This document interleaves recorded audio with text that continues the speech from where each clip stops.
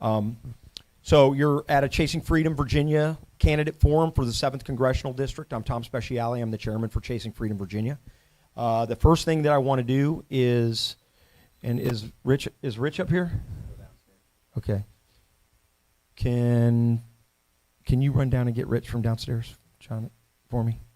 The first thing I want to do is have everybody rise. We're going to do the Pledge of Allegiance.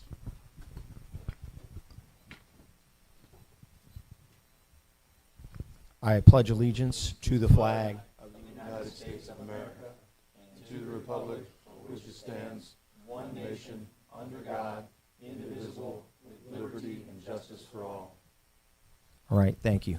While we're waiting for Rich to get up here, because Rich is going to lead us in prayer, I'll just kind of start by saying Chasing Freedom Virginia has been in an active operation for the last 2 federal campaign cycles. We started in about mid-2020, and we started developing what we were going to create with Chasing Freedom Virginia, and the basic principles behind it are on the back of, you can find it on our website, but I'm just going to read it real quick.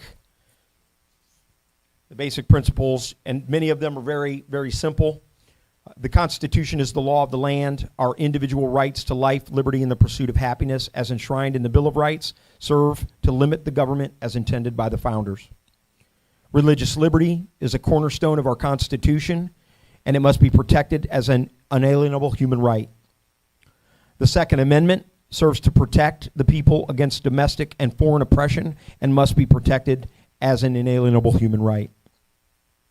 All citizens, in order to realize their fullest potential, are entitled to equal rights, equal justice, and equal opportunity, but not equal outcomes. The family is the most essential and most empowering organization in our shared human existence. All life is precious and must be protected. The free enterprise system is the most productive supplier of human needs and economic justice. Fiscal responsibility and budgetary restraint must be exercised by all levels of government. Peace is preserved through a strong national defense. Government transparency is essential to maintaining the trust and faith of the American people. And our history and its associated memoria serve as guideposts in our journey as a nation, to serve as reminders of our shared sacrifices and as warnings to future generations. Those are our principal belief statements.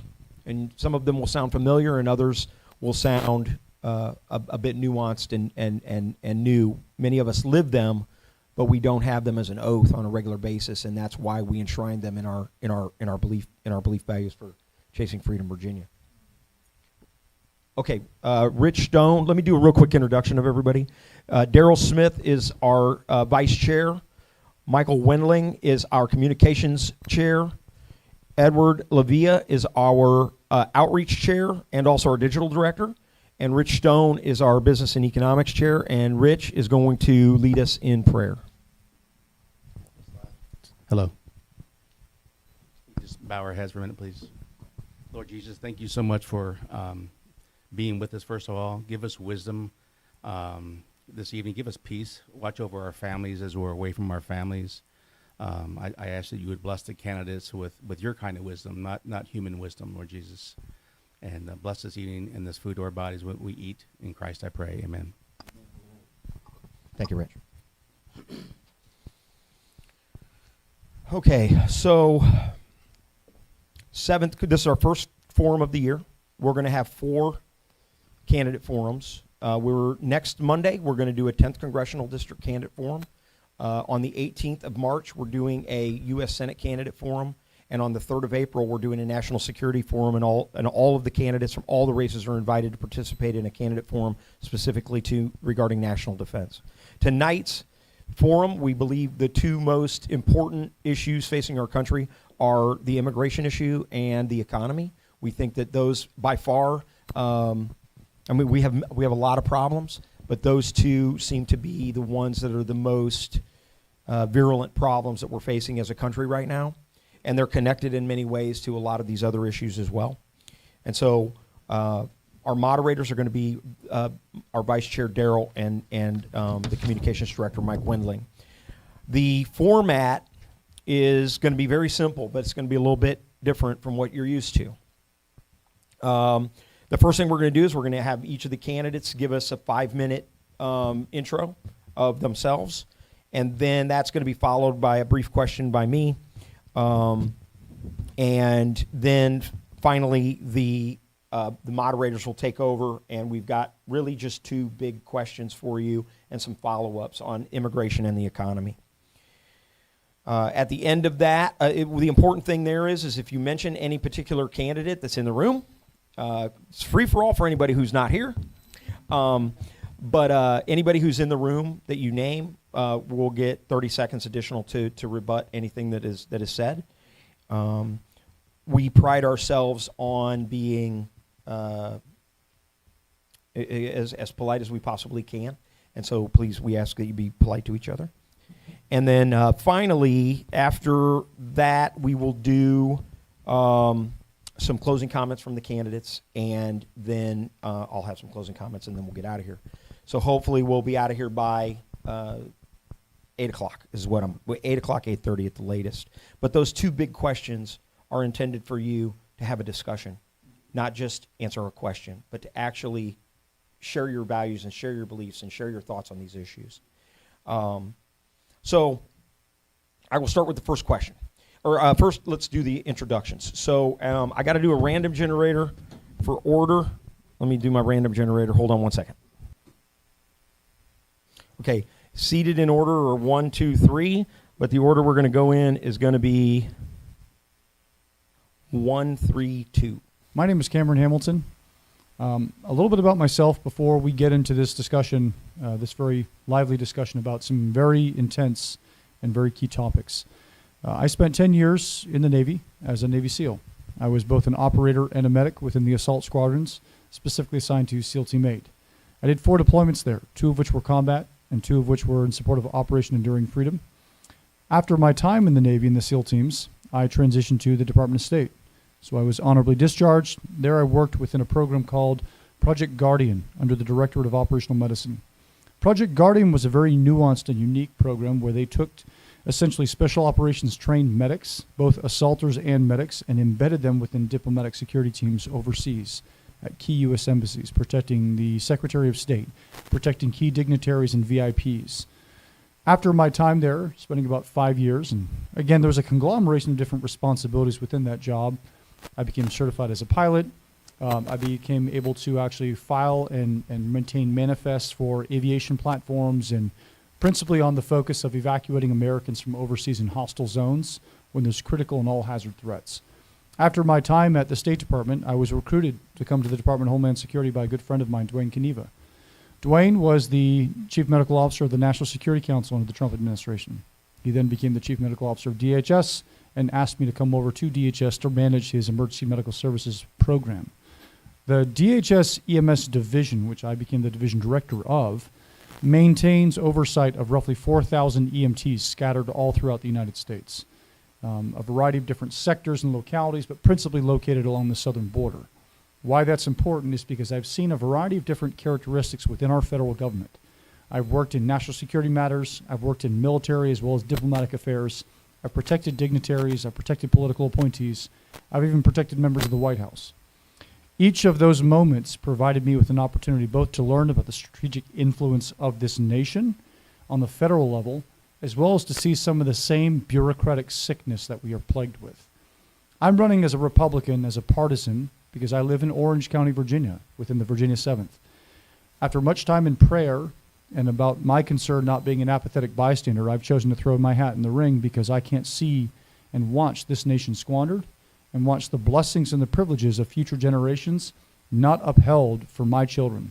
I've got my beautiful bride there with my 3 kids, and we live a few miles from the resting place of James Madison.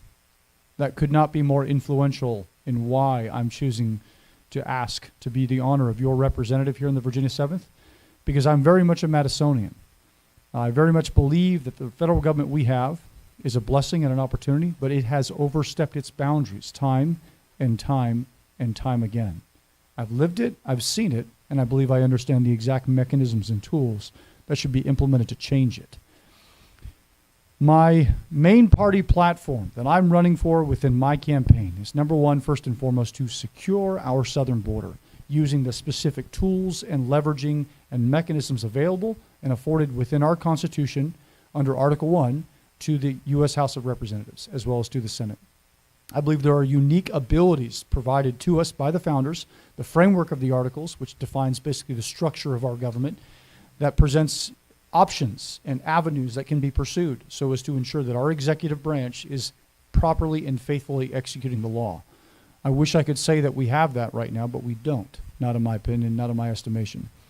The second reason I'm running is because ultimately I believe that we lack transparency and accountability within our federal government. That is an abhorrent problem to me. Thirdly, we are spending money like it's going out of style.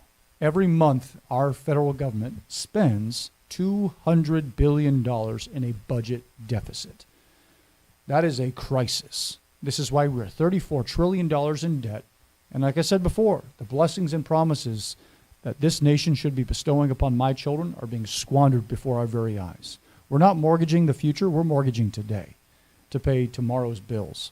So the individuals who've endorsed me, I've had the honor of being endorsed by Rand Paul, by Nick Freitas. Nick Freitas is actually the gentleman who asked me to run in the first place, as well as many others, represent a very different wing of the Republican Party, a wing that believes we should both hold the Democratic Party as well as our own party, our own Republican Party, accountable for its actions and its overstep. So I'm Cameron Hamilton. I'd be honored if you'd follow me online. Go to my website, CameronHamilton.com. And thank you very much for your time, and I appreciate it. Thank you, Cameron. And Terrace?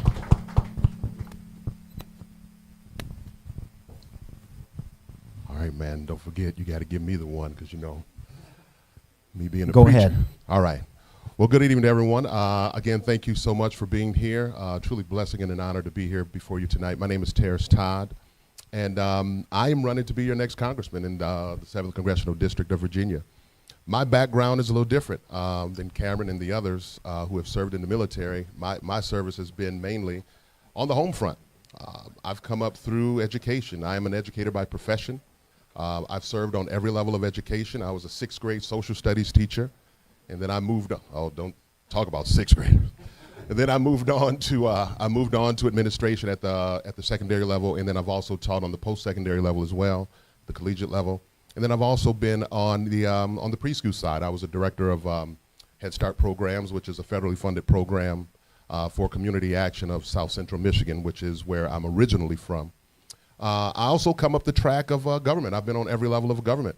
I actually served early on in about 2001. I was called by a retired Army sergeant to serve as a civil service commissioner for the fire department.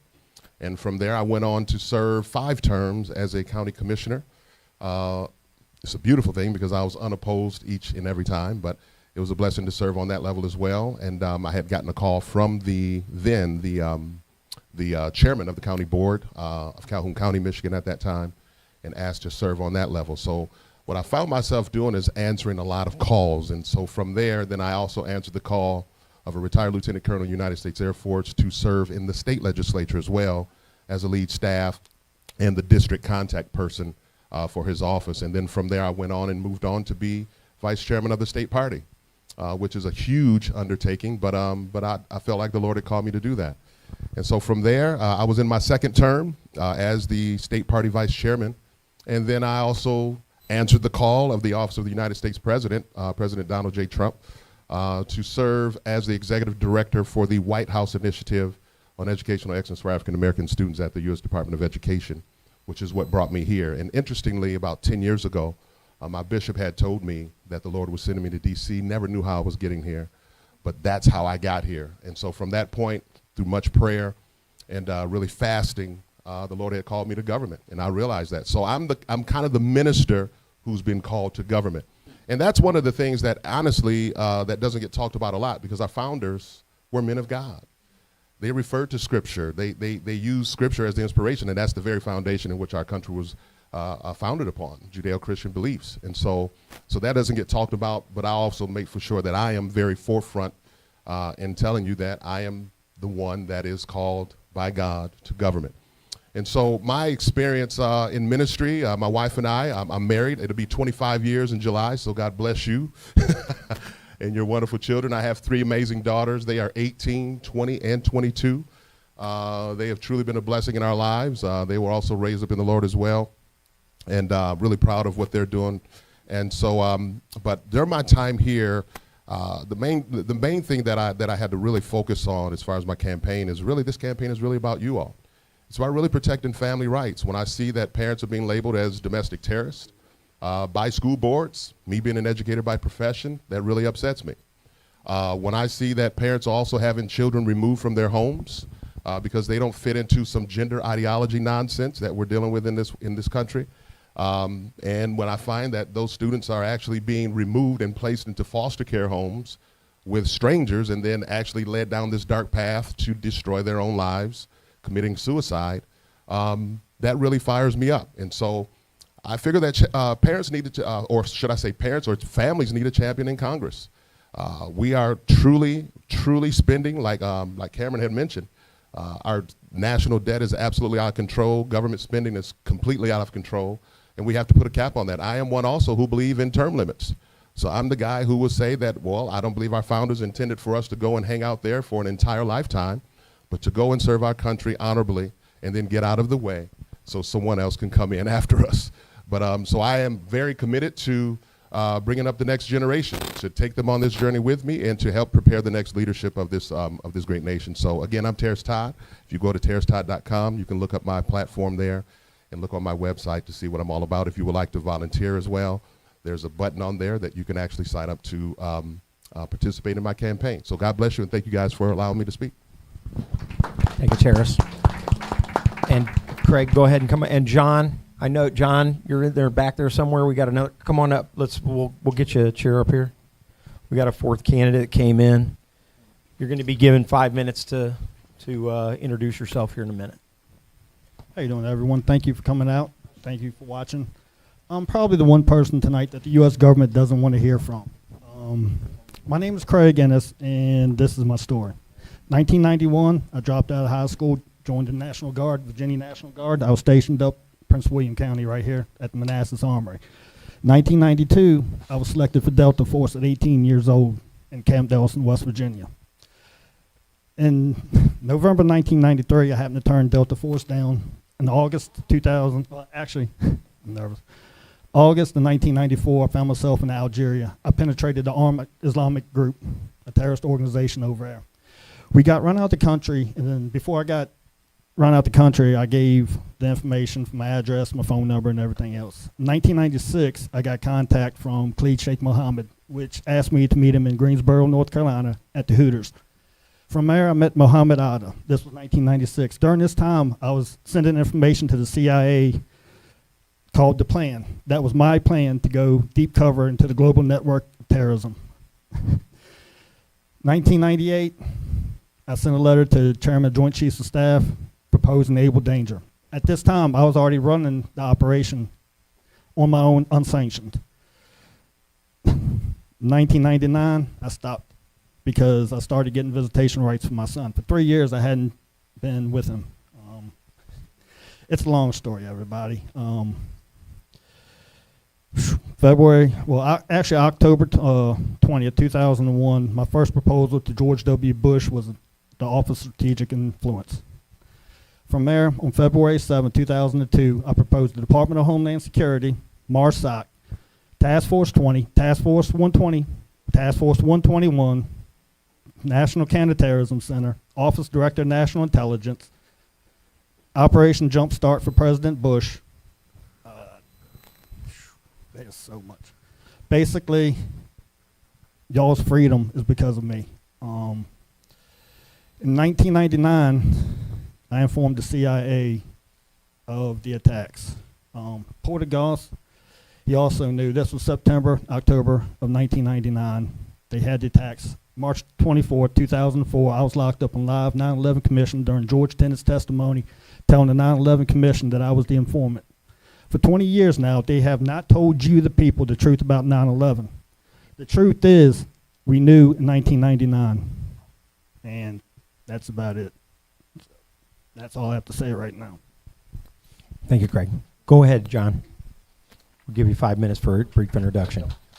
I'm right on time. Thank you. Sorry for the delay. We had to split the team today because my wife, there's something else going on in Prince William. So I had to leave my son and my wife to hold the fort there while I come here because Tom told me you better be here. So I'm here. My name is John Prabhudoss. Hey, Liz, how are you? I'm one of the candidates running for the Republican nomination at in the 7th District. I think besides him, I'm the only one looking different from all these gentlemen. I grew up in a Pentecostal preacher's family. I'm the youngest of 5 kids.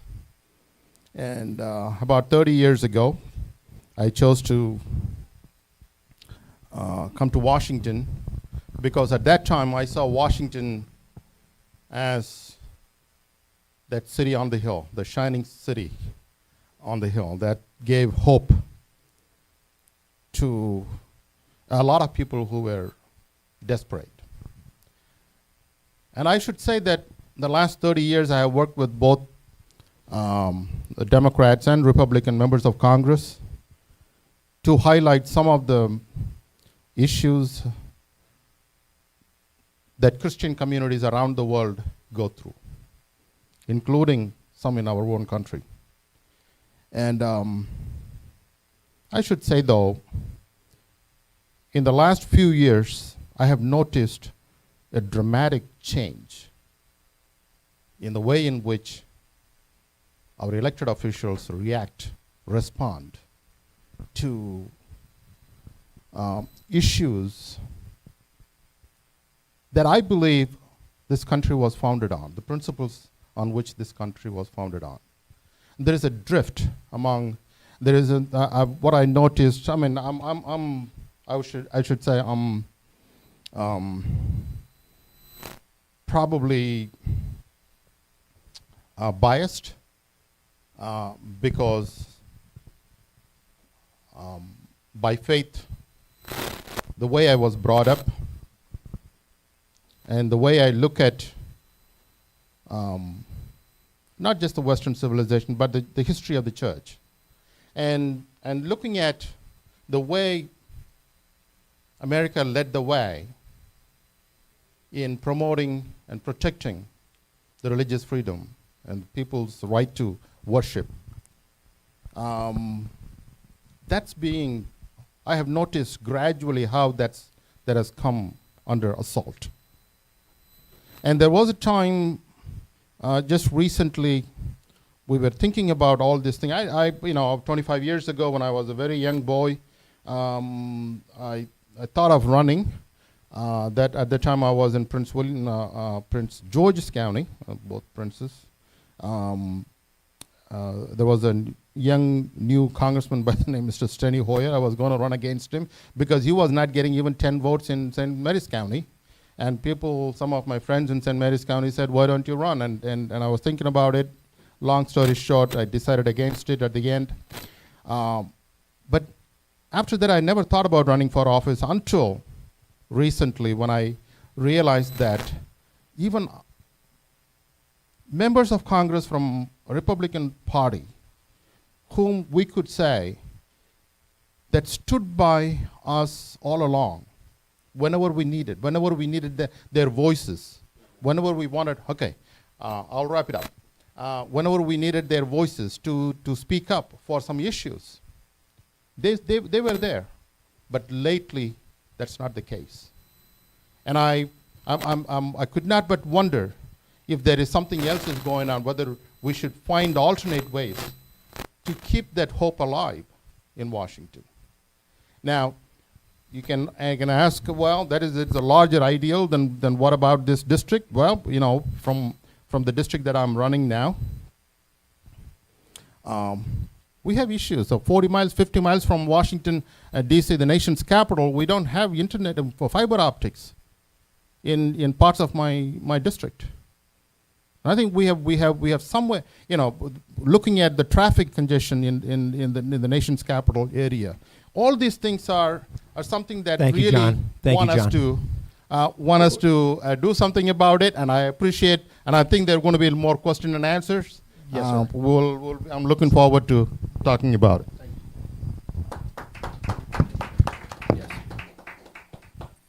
Okay. This next question is going to be the only question I'm going to ask before I turn it over to everybody. Again, it'll be answered in a random order. We're going to go 1, 2, 3, 4 for the random generator here.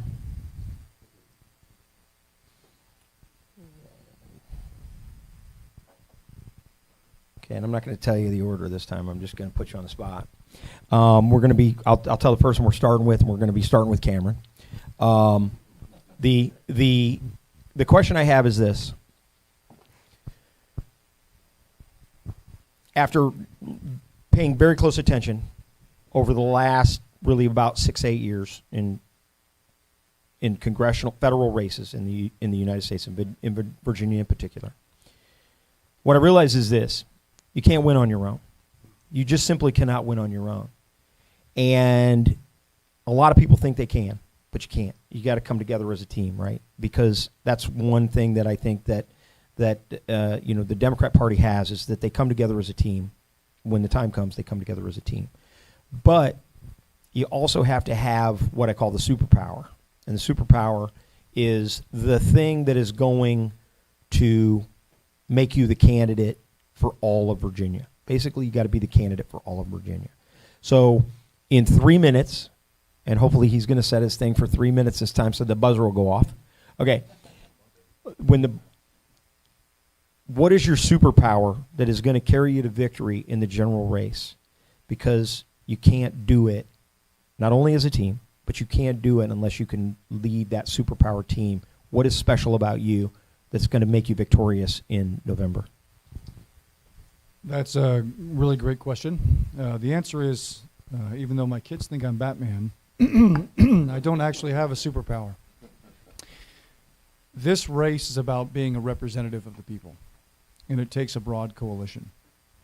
And one of the key characteristics that I find frustrating and infuriating with politics nowadays is we seem to divide things across these kind of sectarian lines of political party without standing for actual principle.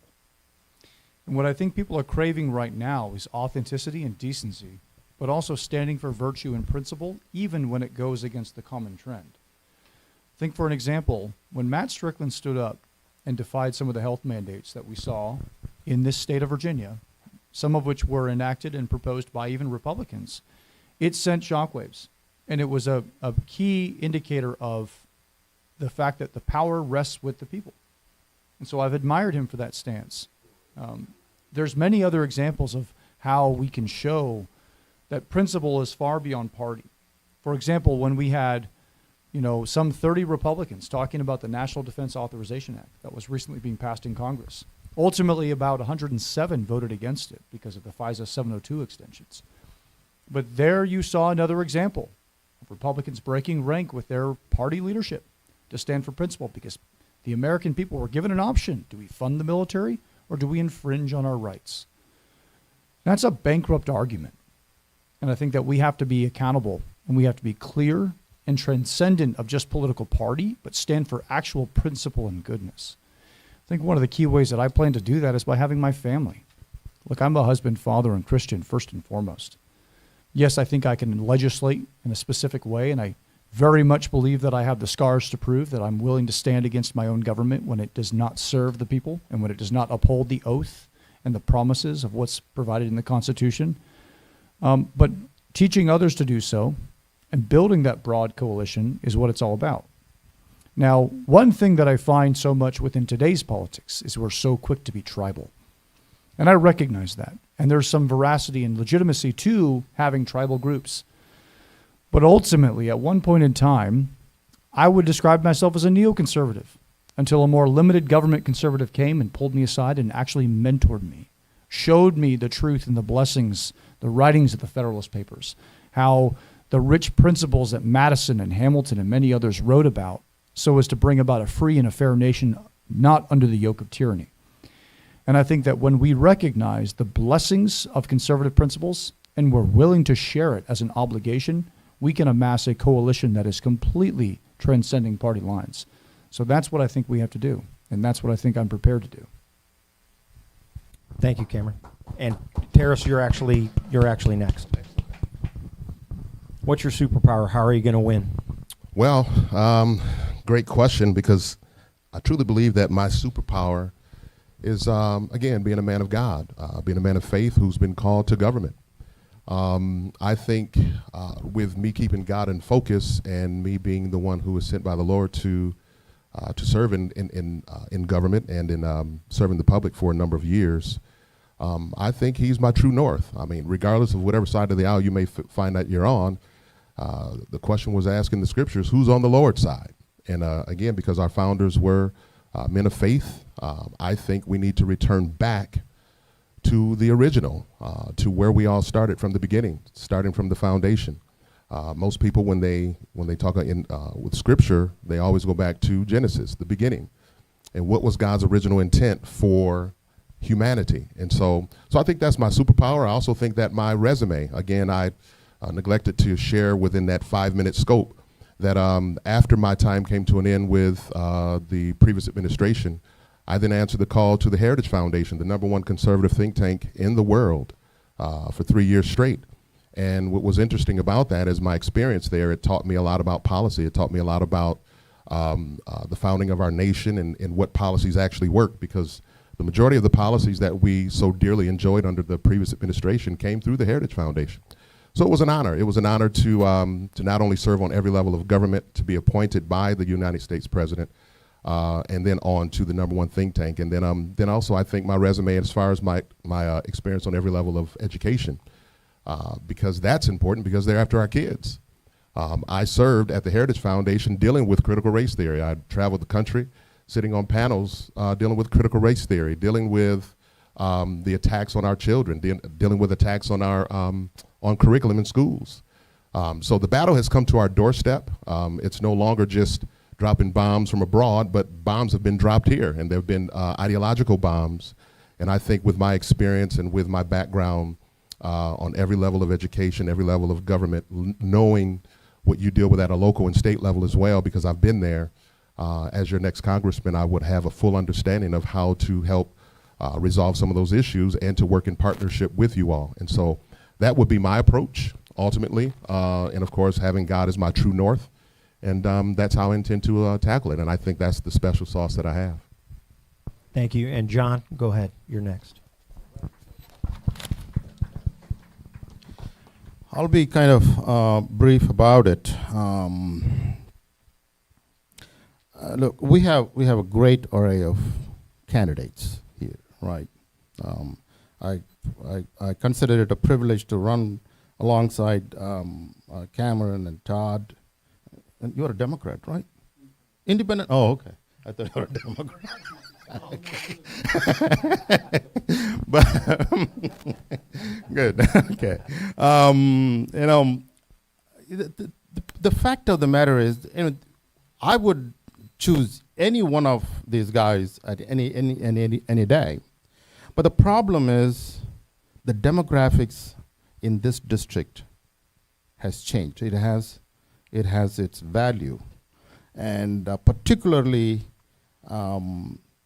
the districts closer to, the parts of the district closer to Washington, D.C. area has a major shift in the demographics.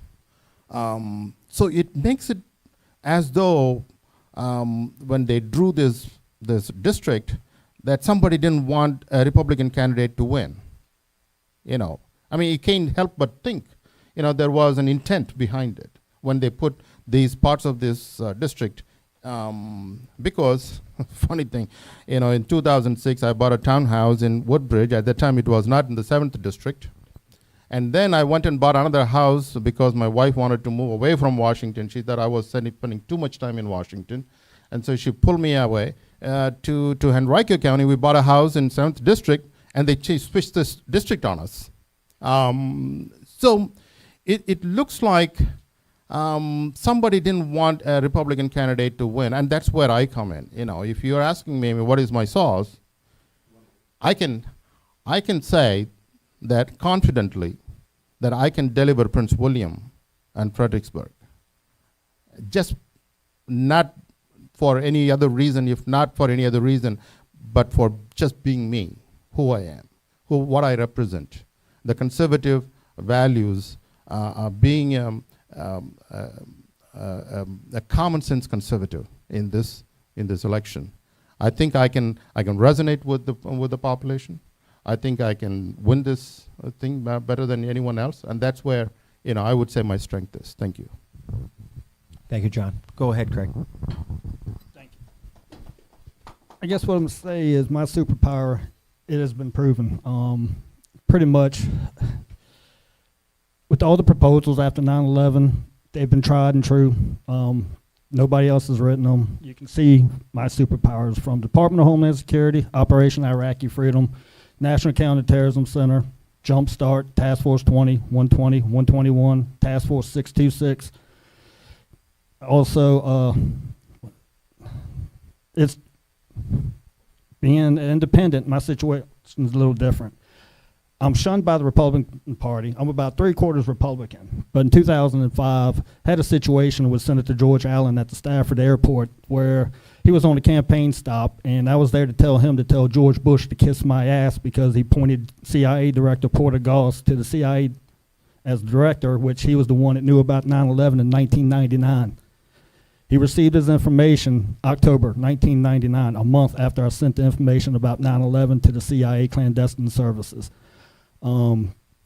Right after 9/11, the first thing I wrote was the Office of Strategic Influence for President Bush. I introduced myself to him. From there, everything was on. February 7, 2002, I wrote all the proposals. It's 18 of them. All of the U.S. major counterterrorism programs after 9/11 come from my pen. So that is my superpower. Thank you, Craig. Okay, I'm going to turn this over now to the moderators. Did you guys work out who was going to go first? You want to go first, Earl or Michael? Okay, you want to go first? All right. So, Michael, I'll turn it over to you. Again, the format is going to be you're each going to get, and I'll determine what the random order is again. You're going to have 5 minutes to answer it. And then after that, it's going to be a free-for-all. And we're going to have some follow-ups from Michael. He'll lead the forum from there. We hope to run this out until we've really got a real good sense of where you're at on that particular issue. So let me, again, determine my random order again, so it's totally surprising to you.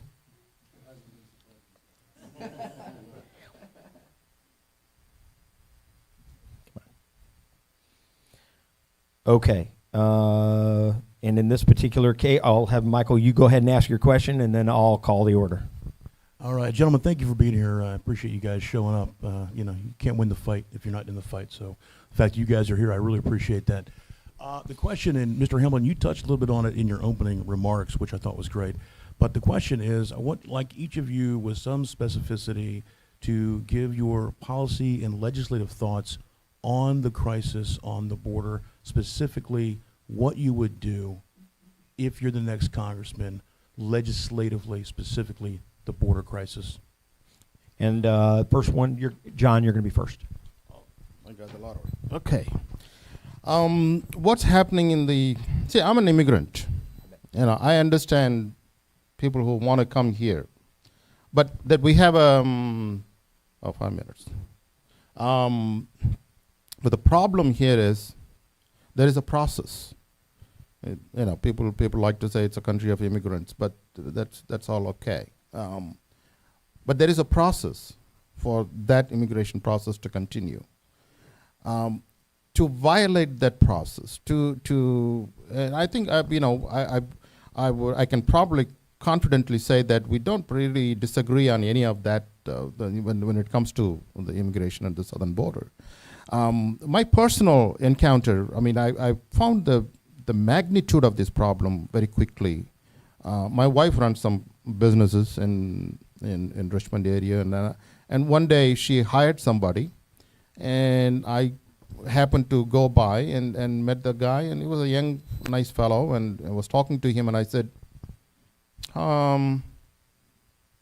when did you come? Are you a student or something? Because we get a lot of students to come and work, do part-time. And are you a student? And he said, no, I'm not a student. And I said, oh, you're visiting friends? What's happening with your thing? When did you come? He said, well, I came last week. Last week you came. It got me intrigued. I mean, my curiosity level went up, and I said, how come? And he said, well, how did you come? And he said, well, we paid money, close to about $300,000 to a broker to fly them to Mexico and and they bring them to the border. They let them cross the fencing, and they take a picture of them, and they are on their own after that. And they take their passports from them. And I said, tell me what happened after that. He said, well, when we came and they told us that helicopters will come and we had to sit down on the ground, and we sat down, we're about 40 people. We sat down, and the chopper landed, and they took us to a processing center. We stayed there overnight, and they fingerprinted and all that thing, and they gave us a cell phone and asked us, where do you want to go? And he said he wanted to go to Richmond. And they put him on a plane, him and his wife, and sent him to Richmond. I said, that's ridiculous. I told my wife, you got to get rid of him. I know this is going to be a problem. We don't agree with this. So that's when I started paying more closer attention. This was about a year ago or so. I started paying closer attention to this problem. I said, this is outrageous that people would pay that much money to come, and that our government not only just process them, but they're giving them plane tickets and hotels and all this, a cell phone for them, and ask them to go and find a job. That is not acceptable. That we should not. And I think even though there are some good provisions in the bill that passed the Senate, I think giving them blanket okay to say, okay, they are all refugees, we have to treat them as refugees, is not acceptable. I think if I'm in the Congress, I would not agree with that argument. So. Okay, great. Thanks, John. And Terrace, you're next.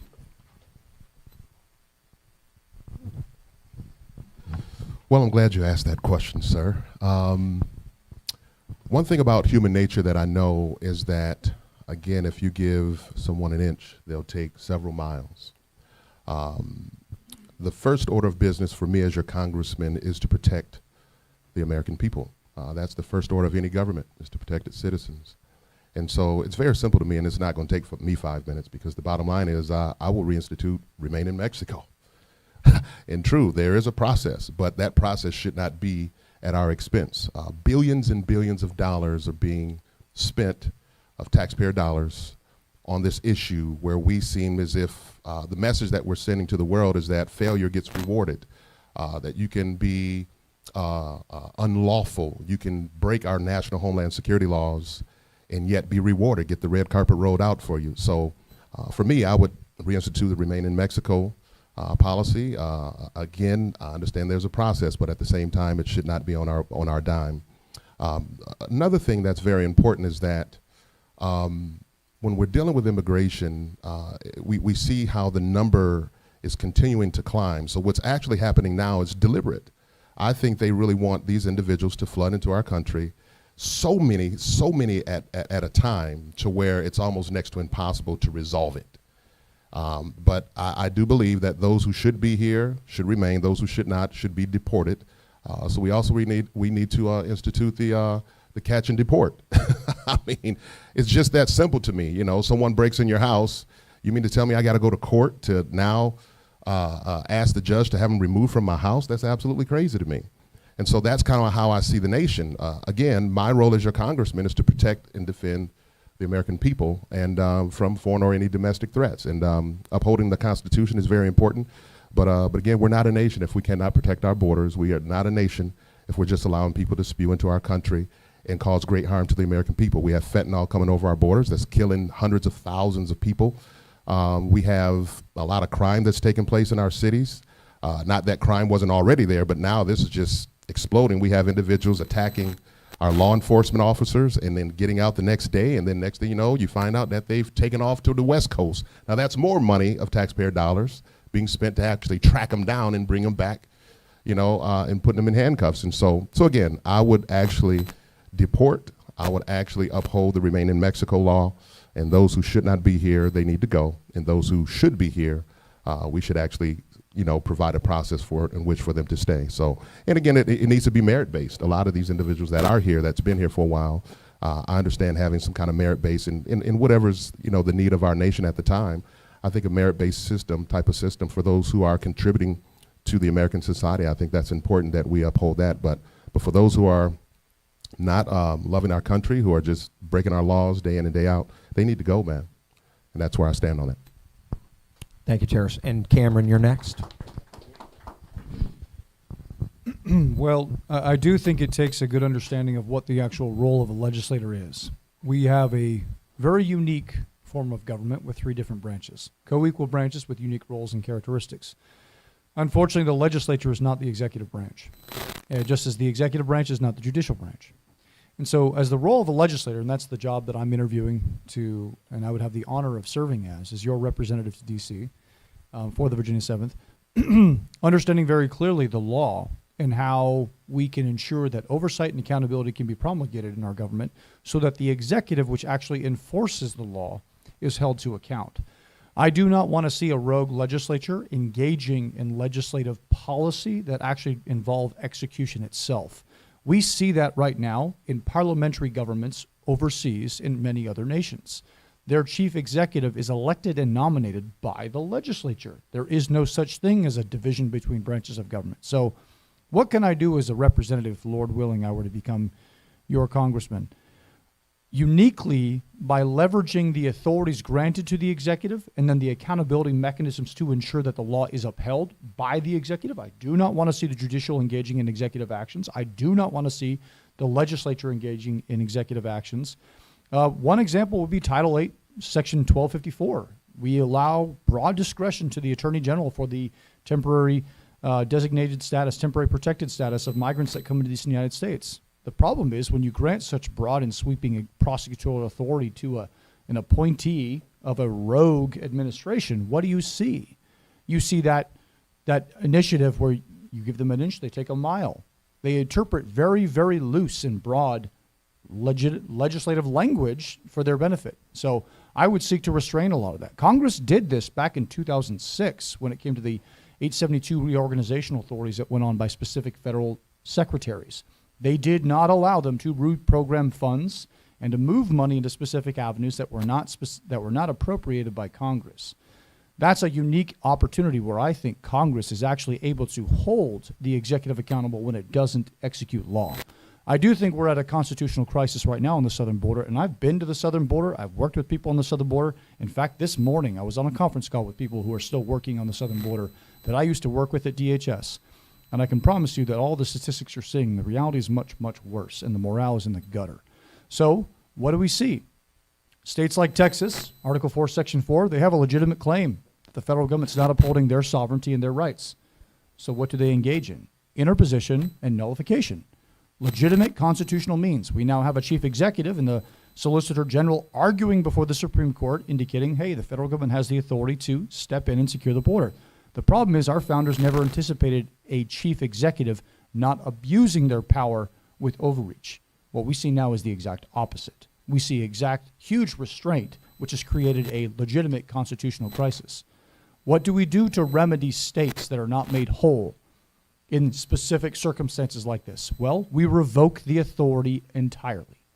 When we are going to grant temporary protected status to migrants that come here, and I'm very pro-immigrant, I think it's wonderful. We have so many amazing immigrants all over the world that want to come to this land because they believe in freedom and peace, and they want to live simply. They want to worship at their local, faith center. They want to raise a family. They want to just pay their taxes and not face a government which is intrusive. And what we have here is exceptionally unique. So what my argument would be as a legislator, is to use, like Chairman Mark Green, a good friend of mine, he's endorsed my campaign, he's the Homeland Security Committee chairman. They use the arguments from the Solicitor General on the Supremacy Clause to indicate, by default, sir, you are violating your oath of office and you're engaging in a breach of public trust. Therefore, we use our constitutionally granted authorities to impeach you. So I would see tools and levers like that. I wish I could reinstitute the Remain in Mexico policy. I would love to do that. Unfortunately, that is a trade agreement that was executed by a chief executive that legislature does not have the authority to institute arbitrarily. So what I would do is to ensure that individuals who do not execute the law properly are held accountable, that public forums and discourse can be engaged in, and that when they fail to engage the oath of office, I would impeach them. I would seek that they be removed and legitimately ensure that the Article 4, Section 4, as well as the many other responsibilities and requirements granted to the states, that they can be made whole. I would rather Congress or a judicial court argue over temporary designated status of protection, as well as to allow our migration limits so as to compensate with funding. We've also pushed a huge financial burden on the communities, which is a massive problem. So that would be my characteristic and my take on how to solve this problem, to hold the executive to account when it fails to actually implement its responsibilities. Thank you, Cameron. And Craig, you're the last one for this question. When I proposed Project Jumpstart, when George Bush surged National Guard to the border, what he didn't do was put enforcement with it. He did a half-ass approach. Years later, we have Donald Trump. He started to enforce the border, and a solution was well on its way. Now we have Biden. We can see the results of this. As your congressman, I would propose 2,500 new border agents, arrest agreements with landowners on the border. I'll use Article 1, Section 8, Clause 15 to order a federal militia, all age-body men or individuals 17 to 41 to surge the borders. It's time to have the people that have the skin in the game. Thank you, Craig. And Michael, do you have any follow-ups? Yeah, just one really. President Trump has talked about on the stump recently deportation of these individuals. 7.5 million right now. By the end of Biden's term, it's projected to be 12 million. Okay, another census comes up in 2030. Those 12 million people, they're going to be included in that census and so forth. Those are congressional districts. Those are votes. Okay, and those are more seats in Congress for that party. So I'm just interested in this kind of on down the line. Would you be a voice of support in Congress if he institutes a deportation force to round up and deport those 12 million?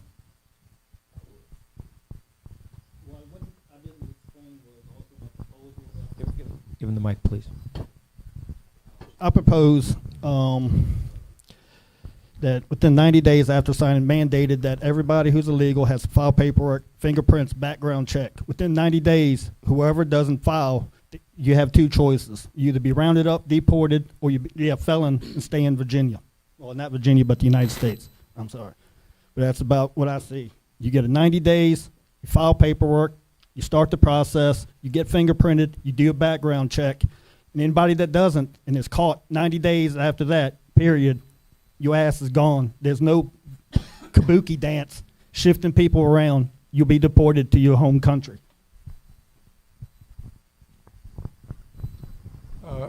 I certainly support the deportation of any individuals that have broken our law.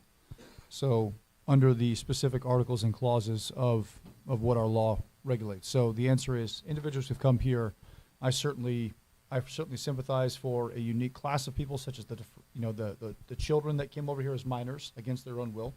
There was a legitimate crisis to be made and a legitimate concern to be made over how do we handle this when they didn't have technically the individual rights and the personal agency to be able to make that decision protected by our national laws.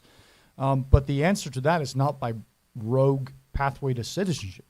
That's a drastically different interpretation that I do not come to the conclusion of. So yes, I support enforcing the border. Yes, I support enforcing actual removal and enforcement efforts. Again, we are a nation of laws, so I believe that every case deserves to have itself legitimately and individually heard. That's a huge challenge, which is why I would want to seek Congress to implement some funding agreements so as to create an entire new wing of the judicial branch of government itself, specifically tasked with handling this problem, because we do have millions and millions of people. But nonetheless, I do support enforcement and removal for those that have violated our sovereignty. There are two issues in this question. Number one, I would support finishing up that wall, finish building it. Number two, almost every person who crosses the border either destroys their passport or hands it over to somebody in the human trafficking gangs. So a legal question will be, which country are we going to deport them to? Because they don't have a passport. You can probably say which country they probably come from, but that country can deny them back to go to their country, because it will be difficult for them, because they don't have proper paperwork. So my suggestion would be, we send them back to where they came through, namely in this case, Mexico. Let them figure out where they want to go from Mexico. This is something like stay in Mexico kind of a situation where we're going to round up, send them there. If there is a legitimate cases that needs asylum, they can process it. We can probably find NGOs. There are a lot of organizations, Catholic relief agencies, and many other Protestant organizations that would help process this asylum cases. So that should not be a problem in admitting genuine candidates who need to come to America for asylum. But other than that, we probably, if we are going to allow them to find a judicial process in which they can continue to stay in this country, that's going to only perpetuate this problem. That's going to aggravate this problem. To avoid that, the world needs to know that this is not the way to go. And that's where, we need to be very firm in our resolve. Thank you. Michael, do you have anything else? Or No, that's it. Just since you mentioned asylum, though, a better life and a better job is not asylum. Okay, so that doesn't qualify. So a lot of those millions of people are here because they want a better life. Now, we've all had the blessing of being born in this country or here now. I understand that, but asylum is... I would like to kind of ask a little bit of a follow-up. I think, I guess my feeling is that we've talked about border walls, we've talked about deportation, but we know that there is a large group of Republicans that are in Congress right now that are not going to support that for whatever reason. And I think I know what those reasons are, but I'd be curious what you guys think are the reasons. And on the left side of this, they say that deportation is racist, and they just say that you just don't like people of color, and therefore you want to, So I'd be curious what your thoughts are. How do you address that issue as if you become a congressman? How do you address that issue, and how do you confront those arguments? Well, let me put it to you this way, and I really went back and forth on whether or not I wanted to seek for anyone in Congress to endorse my campaign, because there are people who I know personally, and I've come to the conclusion to say that if we're saying that Washington is the problem, then why would I want the problem endorsing me? Because once you elect me as your congressman, I only owe one thing to God, and I owe something to the people that got me there. I don't owe them anything once I get there. And so this is the flip-floppish stuff that takes place in Washington on Capitol Hill specifically. My issue is that, and I understand why, some may not support that, and I'm just saying this, but the work that we've done at the Heritage Foundation, we found out too that there are Republicans that are probably in some rural communities who are hiring these people. You know what I mean? They're hiring them for pennies on the dollar. And it was a beautiful thing because my colleagues at Heritage actually found that out and figured that out. But let's also not forget that there are those on our side of the aisle in last year's budget who also had billions of dollars more in pet projects than the left did, saying that they're conservative. So again, my issue is that we have people here in this country, native born here for generations. We have guys that are being arrested just for non-payment of child support. But yet you mean to tell me someone can waltz or just saunter into your country, break your national security laws and get the red carpet rolled out? And the next thing you know, we have all of these other, exceptions. And then again, we have to send a strong message to the world that we're a sovereign nation and we will not tolerate those who violate our Constitution or our national security laws. Plain and simple to me. And that's I think why we're in the mess that we're in the first place, because they've flip-flopped, they've allowed for some concessions for certain things or whatever, and that's where it gets muddy. How about let's just stick to the law, the letter of the law, and then let's go from there. So I don't see that as a gray area for me. Because again, that's why we are where we are, and it's invoking a lot of pain on the American people who've been here for generations. And so again, I'm okay with them and me disagreeing, because again, that's why I don't want really to seek their endorsement, because I don't owe them anything when I get there. And so I have God to answer to on that one. Anyone else? I was just asking if you could restate the question real quick. I'm sorry, go ahead. I was just asking if you could restate the question. I'm looking for clarity on what your thoughts are on the motivations, and I think that Terrace was kind of hitting on it. There are motivations by some people in Congress, even on the right side of things, even in the Republican camp on this, where they don't really want immigration reform. They don't really want to look at the real problems, which are with these, with what the legislature can do to change the immigration policy that makes it less appealing to come here illegally, not just all these things that have been done by executive order. So I'm more curious about like what your thoughts are about reversing the problem we have where on the right people are not willing to do immigration reform. Why is that, and what would you do different? Terrence hit on it, right? The exact answer. It's cheap labor. That's why everybody wants illegal immigration. It's cheap labor. Republicans, they want you to work your construction jobs for pennies on the dollar, like you said. I want to tell you about the Congress. On October 20th, 2015, I went to every Republican congressional office handing a letter during the time when they were looking for Speaker of the House when they picked Paul Ryan. On that letter, it told exactly what I told y'all tonight about everything I did, informing the government about 9/11, all my resume. And I give you one example, Mike Pompeo. I go to the congressional office, get to his office, and the receptionist meets me, and I'm talking to her, then I look over, oh, the congressman isn't in here, but old fat Mike Pompeo is sitting right there on the couch. They don't care about you people. They don't. They sit up there, you can go there, they'll blow you off. October 13th, this year, 2023, I went up there to Margaret Green Taylor's office. I went to Matt Gaetz's office. I went to Abigail Spanberger's office. Nobody wants to talk to you. That's what they think of you people. They don't give a shit about you, and you shouldn't give a shit about them. Hey, Craig. Thank you, Craig. Yeah. Go ahead, Cameron. So I'll answer your question. Please, out of respect for the fact that I have some school-age children here, let's try to keep our language a little more appropriate. I know we all can get heated, and I know that. So, but I do want to ask that as a professional courtesy. As it comes to the issue with why we have specific legislators that refuse to act, I think you're right. I think there's a pretty poor track record. I wish I could say that the Republican Party was the bastion of conservatism and that we absolutely will fight to secure the border. Unfortunately, a lot of us know better. A lot of us know that we have many weak-spined Republicans and Democrats, for that matter, across the aisle on a variety of issues, and even a few independents, although those are becoming less and less common these days. Bernie Sanders still holds on to his title. I don't know how long that'll be.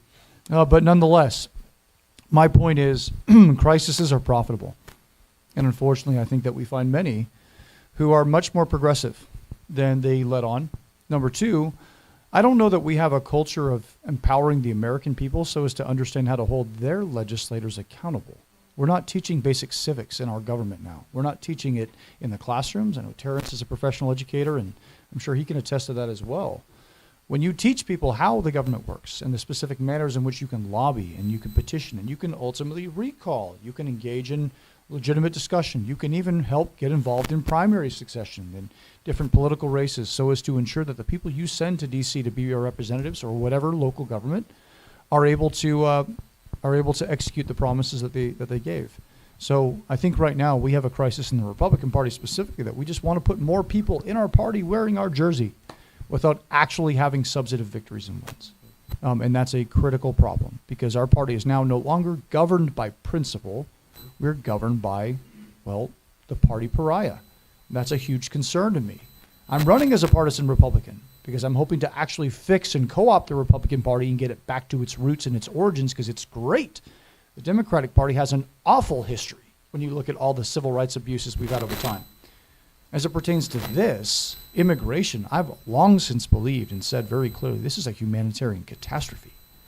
It's not only a failure of action within our government, but it's also we see the human suffering expanded at a level that we have not seen in a long time. I say that because roughly 1 out of every 3 women that come across the southern border are sexually assaulted in extremely egregious ways. These are key avenues that, again, we have legislators that are refusing to hold the executive branch to account when it fails to enforce the law. Why?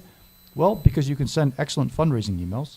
Well, because you can make excellent grandstanding ovations and talk about the crisis and how to fix it without actually solving and implementing problems. I'm actually encouraged by the House right now because, again, Mark Green, a friend of mine, engaged in impeaching the Secretary of DHS. I've been outspoken since I left the Department of Homeland Security that the Secretary of America should either resign because of a breach of public trust, and I worked for him, or he should be legitimately impeached. That is an example of Congress actually using its authority where appropriate to vacate a position of a federal appointee and a cabinet-level secretary who is not executing the law. And if you read his actual final statement on the impeachment inquiry itself that is now before the Senate, whether or not they take it up, if you read his actual statement, it was very clear. They're not looking for an expansion of law. They're looking for simple enforcement of the law. And so I think right now I'm actually a little bit inspired. I'm a little bit motivated to see that there are some legislators that are holding a hard line. And remember, Mike Johnson has a very difficult job as Speaker of the House, but there are many under that camp of the Republican Party that were very, very opposed to impeaching Secretary Mayorkas. Well, this is the time to show courage in the face of adversity. We might lose some elections. So be it. We have to govern once again for the betterment of the American people. And if we have a cabinet secretary that is not faithfully executing the law and the responsibilities of the titles therein, we should remove them. And so, again, recently an example of Congress actually using its legitimate powers in an appropriate manner. So those are the kind of tools that I would seek to use. I don't want the legislator engaging in executive action. It's separate for a very specific purpose. But I do believe that they should use their oversight authorities very aggressively when they have executives who misstep. So those are kind of tools that I would use as a legislator. And when we have legislators that fail to do that, guess what? That's why we have elections. And that's why we need to kick them out of office. And that's why we have primaries, for that matter. Right. Thank you, Cameron. John, do you have anything you want to add? Just quickly, I can tell you that I completely agree with Cameron on that thing. There is also this profit motive and cheap labor angle to it. On top of it, I also see that, for example, even Mr. Langford, that co-authored this bill in the Senate, he's a very conservative Christian that has worked with us in the past very closely. I was very surprised that the argument comes from, look, we want to be the good neighbor. I mean, now, is it Christian to throw these people out without any mercy? That angle is very powerful for a lot of religious members of Congress. And of course, there is both sides, and the far left for different reason. But I can look at some of the members who are very conservative members who are genuinely thinking that this is throwing them out and sending them back to their hellhole, whatever it is not a Christian act. So that's something that we need to deal with. But again, we go back to the, are we going to follow the law, or are we going to be looking at different angles for this problem? I think we should just stick to the law. Thank you. Right. Okay. Thank you.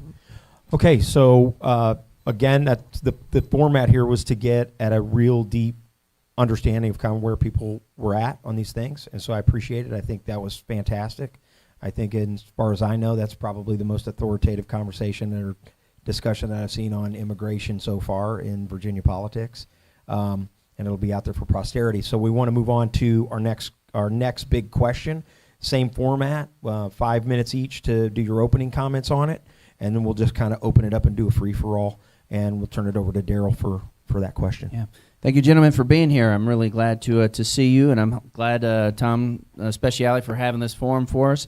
So I'm glad we can transition from immigration, which is certainly a big problem here. We have over 300 undocumented immigrants, illegals, here in the state of Virginia, and you're going to go to Congress, I hope, to make a change there. And there's over 137,000 people enrolled in English as a second language. So it is a growing problem in the state, and I'm glad we addressed that.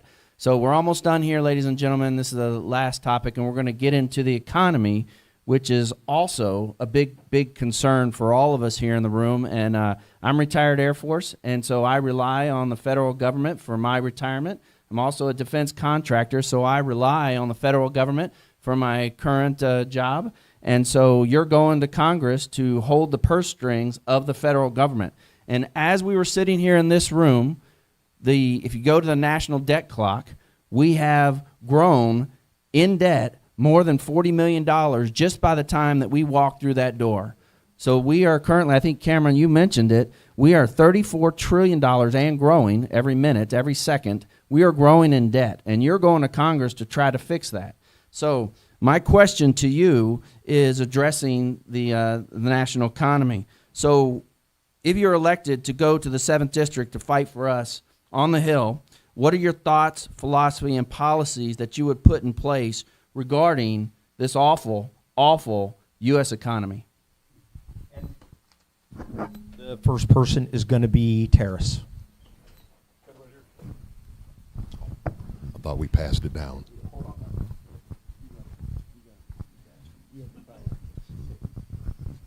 Oh, I'm good? Okay. All right, wonderful. Well, great question. First of all, as your congressman, should I say, of the 7th Congressional District, my thing is that, first of all, you got to get in control of government spending.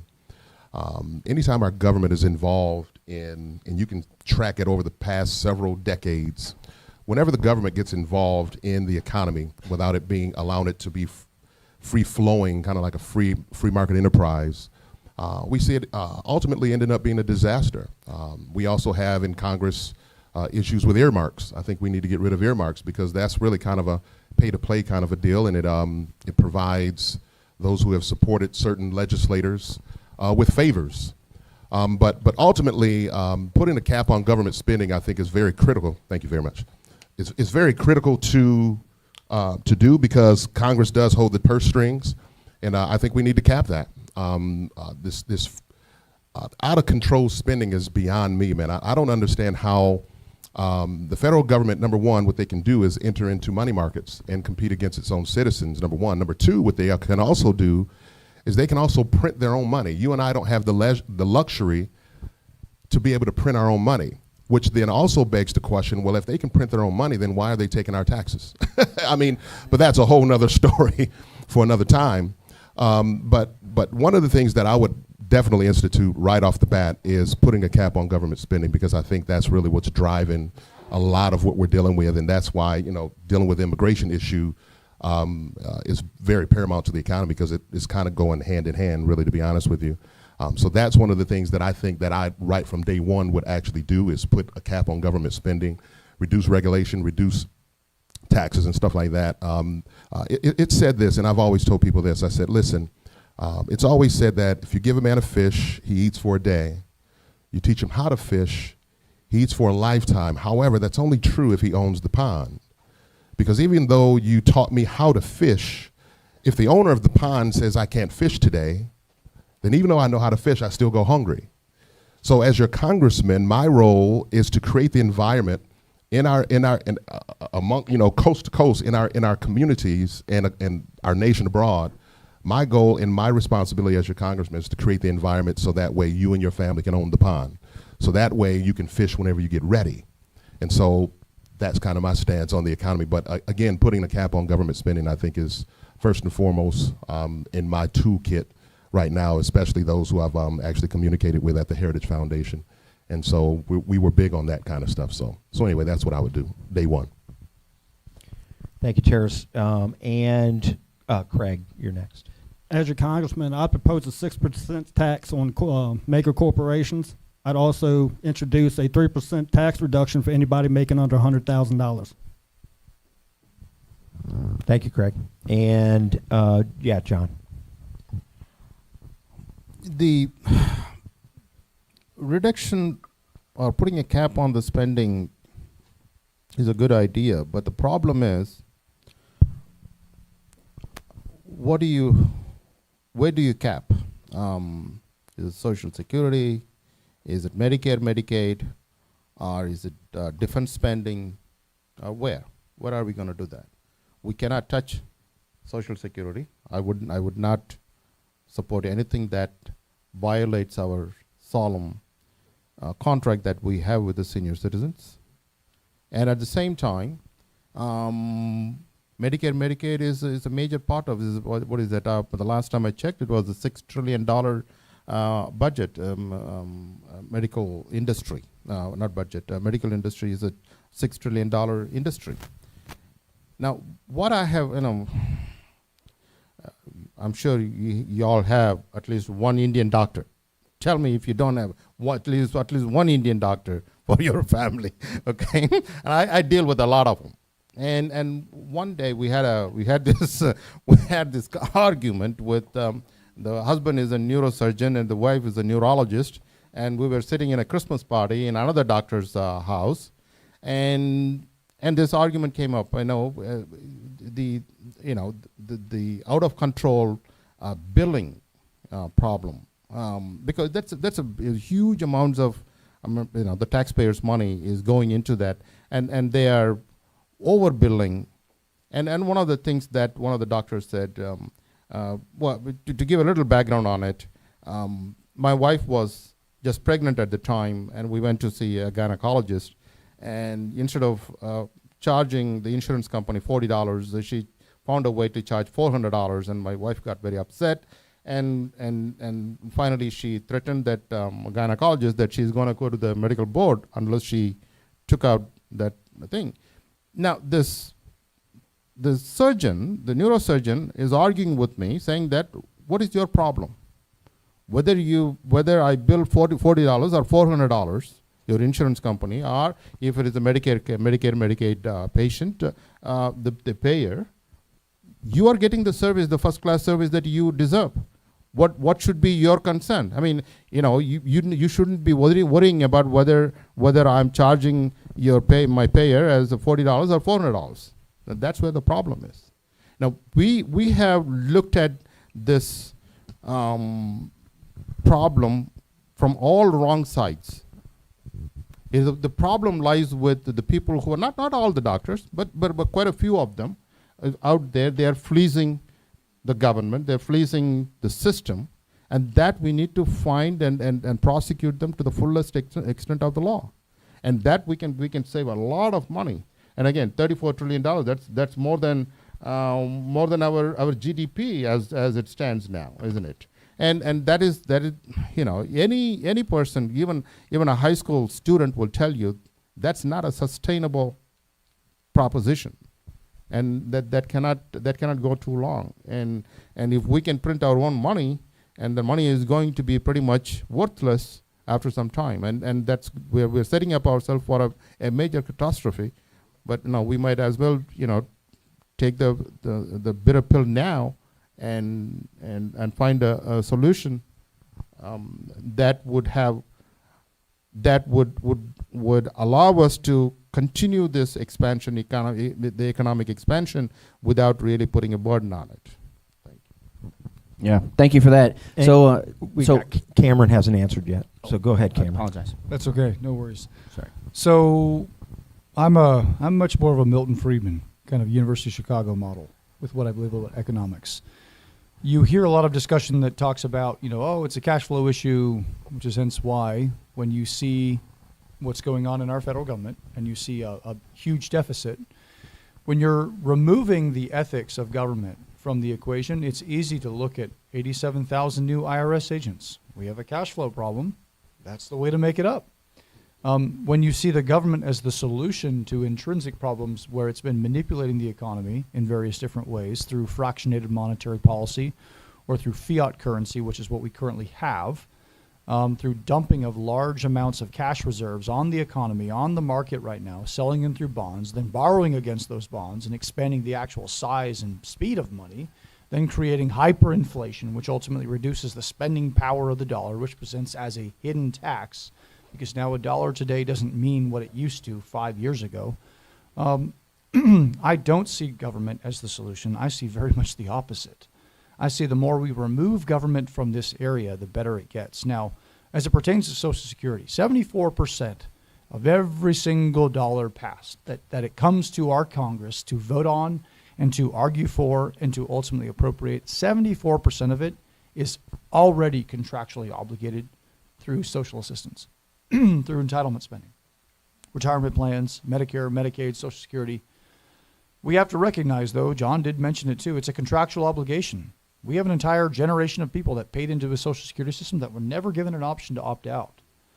So what I propose is a radically different solution that doesn't in any way violate the Social Security promises that were previously made. However, to argue that Social Security right now is a legitimate entitlement system, I think is just completely morally bankrupt, and it's intellectually dishonest. It's a Ponzi scheme. If you had a private organization running our Social Security systems where the amount and appropriateness with which you paid into a system is in no way bearing upon that which you withdraw from the system, you would be brought up on federal charges for money laundering. So what we have now is a system where people pay into it now to pay for beneficiaries currently who've already paid into it 30 years in advance.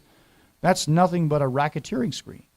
And so I'm very, very clear about the fact that we need to overhaul Social Security, all the while not failing to meet ensuring that we do not fail to meet the obligations of those that have paid into the system. So what I'd like to see the government do is to give every recipient cash payouts over a 10-year period, put into a liquid account that you can personally manage. You can see it appreciate within the market. What happens when you die, when you pass on? Lord willing, all of us will at some point. It's inevitable. But what happens to your Social Security benefits? You paid 45 years, right? So thank you for your service. You're now continuing that service through other forms of jobs. You're probably still appreciating more in your TSP or your 401k or other things. Imagine if the federal government came to you and said, well, guess what? You can't really see the numbers. You just have to know that by fuzzy math, one day you're going to get your benefits. And don't worry, it's sort of tied to the amount that you paid into it, but we've got special math. So we'll just send you a check and you'll be happy for it. That's insanity. So that's exactly what perpetuates and creates the system that we have now. Imagine if you could track the benefits that you were entitled to. Imagine if you could see it grow over long periods of time like a TSP account or others. And imagine if we limited individuals' ability to withdraw it immediately, because it will bankrupt our economy overnight, going from $34 trillion up to probably $45 trillion in literally a month if you were to do this. But what would also happen?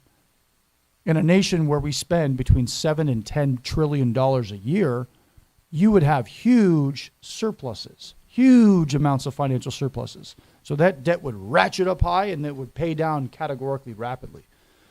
That, I think, is an example of things that we have to overhaul. All the discretionary spending that we find within Congress, too, is only over the pieces at the end. It's the last 25 cents of the dollar.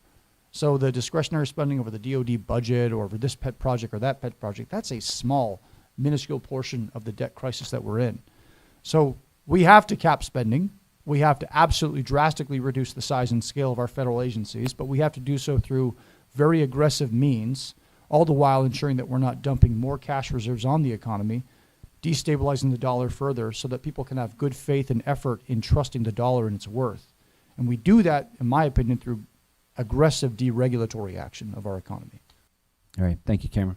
All right. Real quick, I know I want to be observant of we're 5 minutes till 8 here. So I've got a quick lightning round, and I would like to ask 2 more questions on my part, and then I'll hand it over to Tom to close us out. So for the income tax. So the U.S. imposes currently a progressive tax system which places a lower tax burden on the low and middle income taxpayers. And they also put a higher income on individuals and families that pay a higher share of the taxes based on their higher tax rate. However, a flat tax could simplify this awful tax code that we have. So would you not support a flat tax? And let me tell you, currently there are 13 states, according to the taxfoundation.org, that support the flat tax, but Virginia is not one of them. So would you support, real quickly, a flat tax? Flat tax is a little complicated, but there could be some merits to it. We can look at it closely. But here is the proposal that I would say. We Real cut quickly, down the, please. We cut down the tax rate, and then we increase the sales tax. If you're buying a big ticket item, you pay a higher tax. If not, why pay? What? So a lower income person is not burdened by the tax burden. He doesn't get too much of a tax burden. So you're saying you would or wouldn't? I have to Please. look at it closely. All right, you got to look at it. The flat rate is not something that I would instinctively go for, but we can look at the Okay, merits Cameron. of it. Daryl, we want a discussion. Okay, so don't rush them. We need them to answer the question. I got Okay, it. so go ahead. All right. John, do you have anything else to add? I know I'm good. Go ahead and Lightning round. you're not. I know, Daryl. I know you want to be out here by 8 o'clock. Okay, but they made a trip all the way here. We want to hear their actual thoughts on things. So go ahead, Cameron. So yes, unequivocally, I would support a flat tax rate. I've signed the No New Tax Pledge. Again, thank you, Grover, for that. Not only that, I would seek to constitutionally abolish the 16th Amendment. I know that's radical, but I don't believe that our federal government should have ever been in the business of taxing production of private wealth. I see that as theft. I see that as absolutely categorically exactly the kind of intrusion that we do not need in our government. So yes, a flat tax rate I think is a step in the right direction. I don't think it goes quite far enough. I would love to ultimately not tax incomes and impose some kind of a national or nationwide sales tax using different other mechanisms and tariffs that we would have to promulgate and prop up our economy in different ways. So the short answer, yes, but using other means as well. And then, Lord willing, abolish the 16th Amendment. Yes, and 23%. Yes, I would as well. And I have to agree with the great Dr. Benjamin Carson. When he was actually running, he actually mentioned the flat tax. He said, well, God only requires a tenth.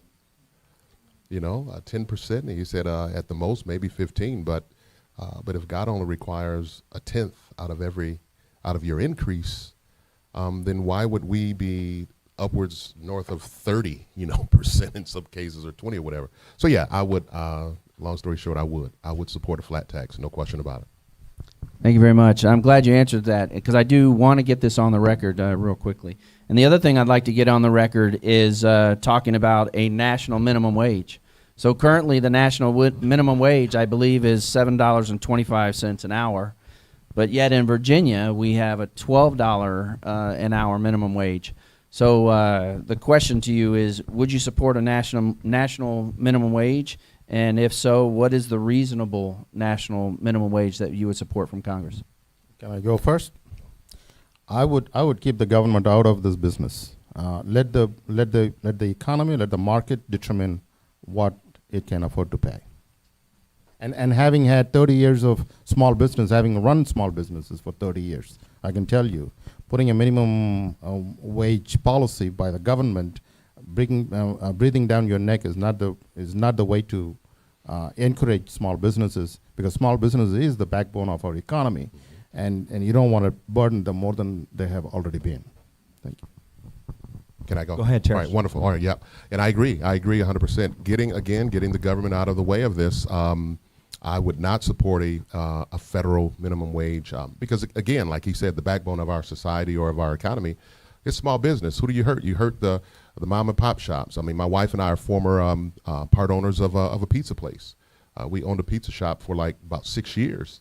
And so who do you actually hurt? You hurt the little guy, who's actually employing people, out of their local communities, and also giving towards, school programs and stuff like that. So I would absolutely not support a federal minimum wage. Absolutely not. Again, the free market, it should be able to flow. It should be negotiated between the employer and the employee and get the government out of the way. Go ahead, Craig. Before I came here today, actually, I'm probably the only one that works for a living here up here. Before I came here today, I was doing a skiff build out. Doing a name drop, I was 2 floors above Hung Cow in his office. I make $21 an hour.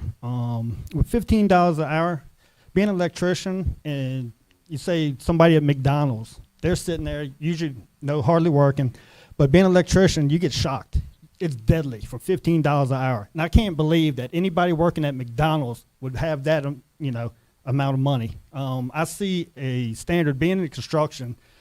Most of the jobs run $10 an hour up to 12 to 13. So I'd say somewhere in between there. I'd say 12, maybe $11 an hour would be my set. But as for $15 an hour for burger flippers, it doesn't cut it. Cops, they make a little bit more than $15 an hour. Like I said, electricians, they get shocked for a little $15 an hour. So that's too much. We need to bring that, down, because burger flippers and the lower end of the economy workers, you don't deserve that much. It's just too much, because the products, they increase with all the pay and everything else. So that'd be $12 an hour, I'd set. Okay. So as it pertains to a minimum wage, I don't think the government has any role to play in that personally. I would abolish any federal minimum wage. I would seek to empower the states. The states do have specific taxation authorities. I would rather deal with state oppression than I would with federal oppression, because I think it can be managed, because state legislatures are traditionally much more conservative than the federal government is. But I do not support federal regulation, or even state regulation for that matter, on minimum wage requirements.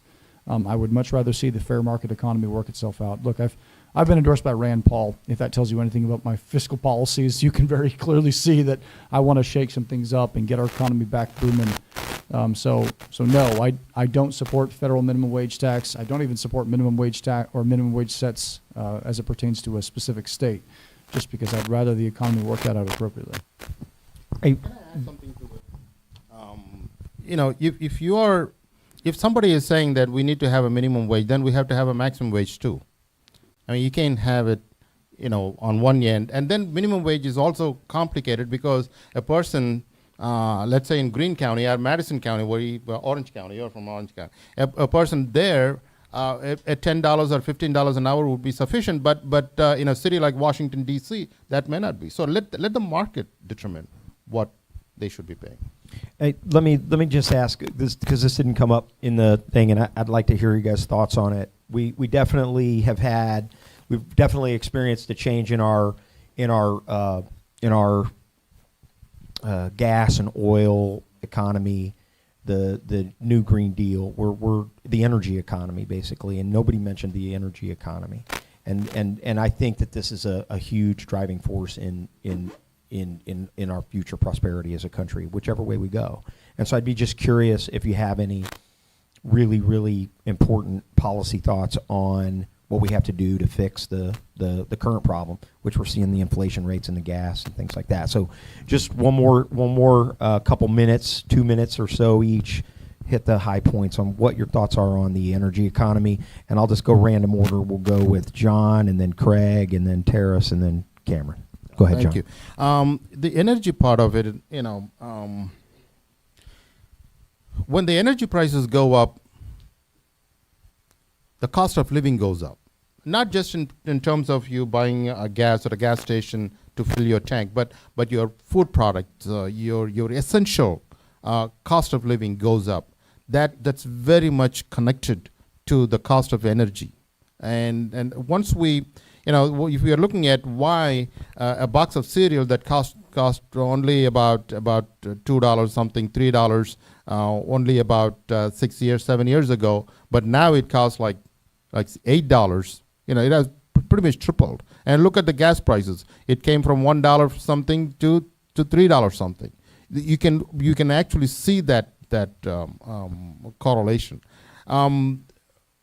The energy, there are alternate energies are coming into the market. Let the market do the market knows how best to manage this thing. If a particular technology is picking up, let the industry continue that. And if a particular technology is not really, for example, electric cars in the West Coast, I'm told that that the incentives are being taken away from the electric cars because it's not doing as they expected. So let the market see how this energy thing is going to play out. Okay, Craig, go ahead. My policy, drill, baby, drill. I say use our oil, crash everybody's oil economy. Terrace? It's me? Oh, okay, yeah. Well, I agree. Let the market flow the way it's supposed to be. And as a matter of fact, that's part of my resume. I do still sit on the board of a conservative energy forum. And one of the things that I do not think gets talked about, and I agree with the drilling, and I agree about energy independence. But one of the things that we have not really taken a dive into enough is nuclear. Nuclear energy. I mean, anytime we can fuel many of our aircraft carriers and whatnot, and they can actually, circle the planet for 25 years without refueling. I mean, that's worth us taking a look at, and it's clean, And so I think I would love to see, as your congressman, I think I would love to see a little bit more talk and a little bit more lean towards that. But I am an all of the above. I mean, I do believe that we should use whatever resources that the Lord has blessed us with as a nation to actually touch on. But this whole thing putting us locking us down to one source of energy is not going to resolve our issues at all. So I think that's why we need a full scope of whatever, like I said, whatever we've been blessed to have at our hands. So I think we should entertain that. So, Thank you, Cameron. Statement that I like to say, again, I have to coin this from a good friend of mine, Drill for Peace. I think right now we find that our economy is held hostage by many other foreign powers. We see what's going on with Russia leveraging a lot of the cost of oil and natural gas across parts of Europe. I don't think that's a great stabilizing effort for the United States people, and I don't think it's acting properly in our responsibilities. So I believe firmly we should use the resources we have here. There's clean energy, there's other renewable forms of energy that we can pursue, and I'm all for pursuing those things if they're marketable, if they're profitable on their own merits. What I become exceedingly frustrated with is when we have bureaucrats in D.C. that then use a set of value systems. Their value systems are that, I value these dollars for special projects on green new energy initiatives here or there that come at the expense of the American taxpayer, rather than allowing the American taxpayer to infuse them into the economy exactly where they sit. So we see a lot of startups, we see a lot of great programs like the solar and data centers and many things that I think are excellent, so long as they can be financially viable in their own merit. And so I don't want to see them propped up with large federal grants, because again, that's not acting as a proper fiduciary. John mentioned it earlier about the cost of energy. He's right. You look at, again, industrial England, back when they reformed and the cost of energy went down categorically in the 1800s. What happened to their economy? It exploded overnight. You found creature comforts and daily values and things that the American or that average British citizens could experience on a level unheard of. Opulence, the likes of which that 100 years earlier only kings would get, with all the abundance of different supplies and resources and exotic goods from overseas. So I agree. I think we need to bring down our energy costs. I think nuclear is certainly an avenue.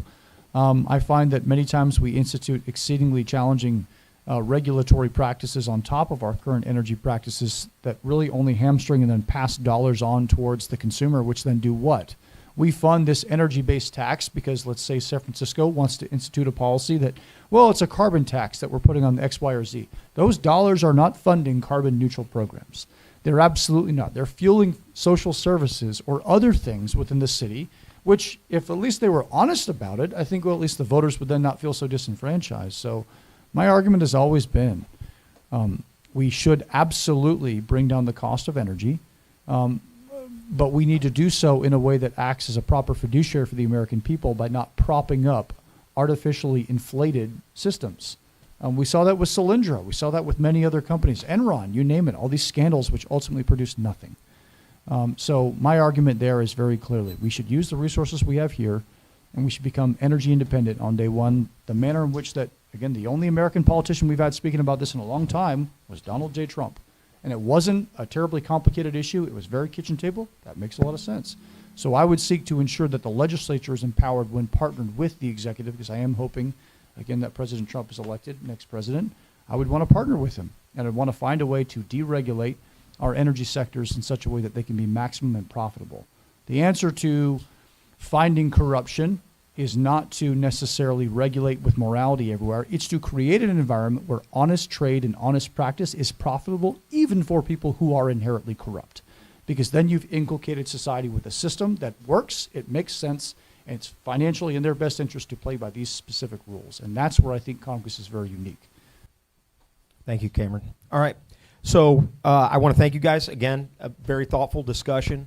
I think that you're going to be hard pressed to find another forum that's going to offer you the same opportunities down the road when they put you in a box and give you only 2 minutes at a time to talk, and you only have 2 minutes to demonstrate your command of the issues. And so I hope you guys are going to be able to take advantage of that in your campaigns, because I think that's very important for Virginia, the 7th Congressional District, to hear what you really think and not just be given talking points all the time. So I really do appreciate your candor and your courage.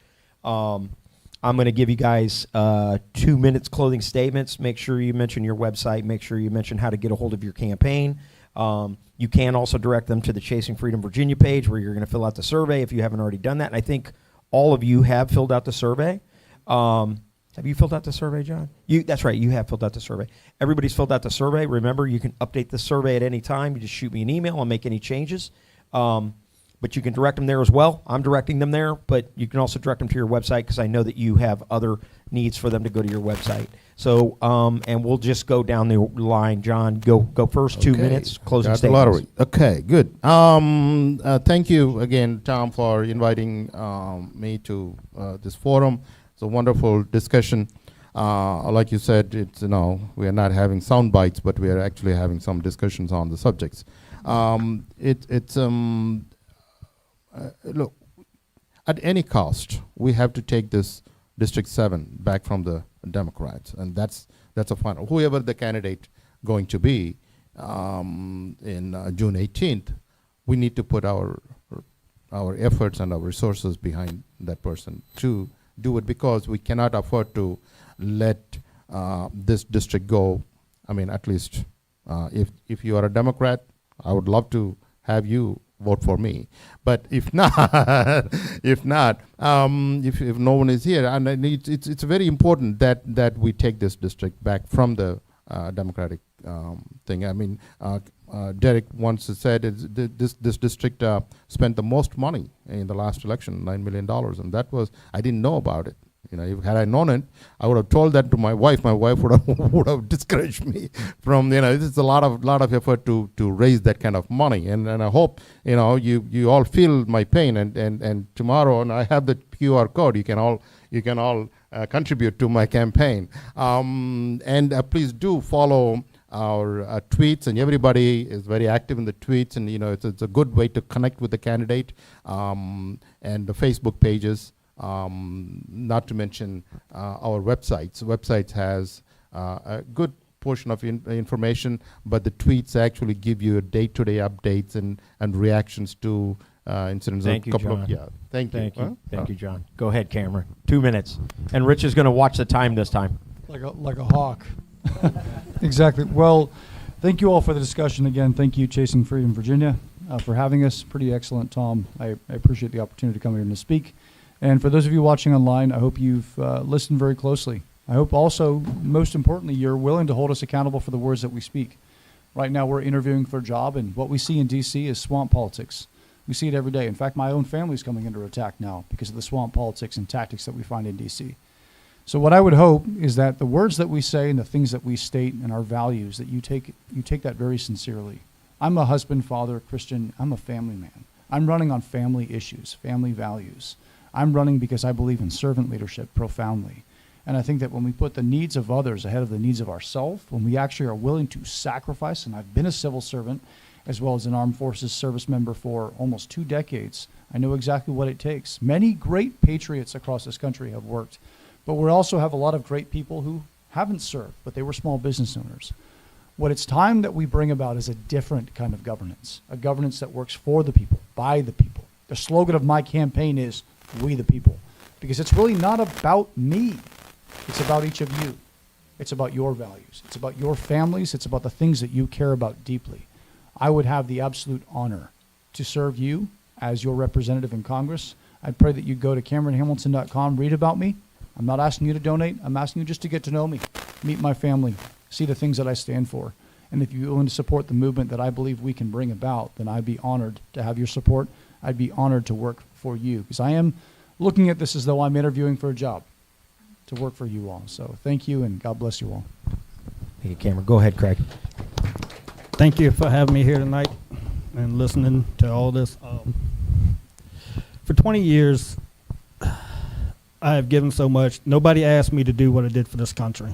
I had an opportunity, I had a situation, I expanded on it, and I never asked for anything in return. I never seek fortune or fame. That's why none of you have heard my name. To the government, they know me. And when I started doing this, I didn't worry about money. I just did it for America. And that's the same thing I'm doing here. Also, to get into Congress, I need to fix my Department of Homeland Security. When I first wrote that, I wanted 1,200. I wanted 50 Homeland Security teams. I wanted 1,200 members. That's all I wanted in the Department of Homeland Security. When you get Congress and all the people putting in the pet projects, it blew it up to the behemoth it is. And if you put me back in Congress, immigration will be stopped. My policies have worked. They're proven. They're on record. You put me in Congress, I will have the authority to fix what is messed up with especially the Department of Homeland Security. Thank you, Craig. And Terrace, go ahead. All right. Again, thank you all for coming out, and those of you who are watching online. And again, Tom, thank you, man. This is truly a blessing to be here, man. Appreciate everything that you guys are doing here at Chasing Freedom, Virginia. Again, I'm Terrace Todd. Go to terracetodd.com. You can look at my webpage. As a matter of fact, again, this is all about you. If you go to my webpage, you'll see that my motto on my campaign is for families for good. And that's exactly what I mean. Having experience on every level of government, be it appointed, be it lead staff, or even be it as a former elected official. I have that experience. So experience does matter in this election. It is also all about who can flip the seat in November, who has the resume to do that. I also have experience on every level of education. Why does that matter? Because they're after our kids. And you need someone in Congress that can navigate that system and hold that system accountable. Again, when I set out to run for Congress, this was truly the will of the Lord that came to me, a word of God that came to me, in saying that I have been called to government. And so I am the one in this race that I always say I am the minister who's been called to government. And so I told some other people, I said, well, I feel like I'm the David, the one that's been tending to sheep on the backside who no one considered, but God had his hand on. And so anyway, I would be a tremendous blessing and honor to serve you all.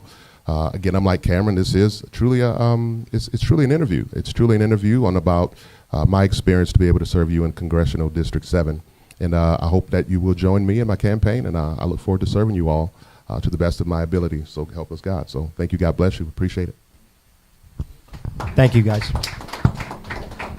So I will close this out by saying the thing that I say to everybody. One of the things that I've loved about doing this over the last 6 or so years is that I've loved meeting the diversity of candidates that all come from all walks of life, that bring with them a real passion for our country, a passion for families, a passion for God. And in almost every single instance, I see this passion for humanity and for our families and things like that. And I'm seeing that exemplified here tonight. And I think that the thing I would leave you with is this: only one person can win the nomination, but that person cannot win without you. Okay, so whoever wins the nomination, I would challenge you. You know, they always ask this question, it drives me crazy: will you support the nominee? The assumption is we're all conservatives in this together, or Christians, and we're all Americans, and we're going to support the person. But what does that mean? So I would challenge you to not only support the person, but to get out and speak and stump for that person and go to work for that person, whoever that person may be. Chasing Freedom Virginia does an endorsement pre-primary. There are candidates in every single one of these races that are my personal friends, and they're amazing Americans and amazing Virginians. But only one person can get the endorsement, and only one person can get the nomination.